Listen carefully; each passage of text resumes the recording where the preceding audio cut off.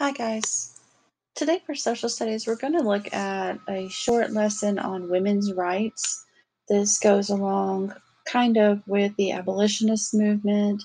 The certain groups of society who have been overlooked by um, politicians and the upper class are now having their say. They're trying to improve their lives. So we've seen abolitionists that come together to try to get rid of slavery.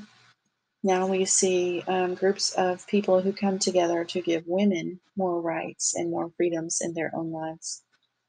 So, in spite of the limits, women began to work on reform or to improve their society. Many women promoted temperance or the stopping the drinking of alcohol. They also strove to make education available to more girls. One reformer, Emma Willard, opened a school for female students in Troy, New York that offered college courses. Many women were abolitionists. They became involved in the abolitionist movement. They recognized the injustices they also faced as women.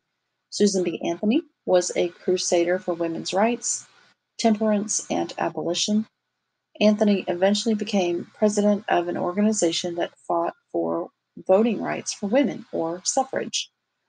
Two other women, Lucretia Mott and Elizabeth Cady Stanton, were also abolitionists who began to fight for women's rights. In 1848, Stanton and Mott called a convention in Seneca Falls, New York, to talk about equality for women. Nearly 300 people attended. So, Seneca Falls was the place in New York where they held a convention, a big meeting with a bunch of people who decided that women should have more rights in their lives and that women are valuable parts of society and they deserve to be educated and they deserve to have the same rights that men have bestowed upon themselves. Um, Quotes from this: all laws which place a woman in a position inferior to that of a man have no force or authority.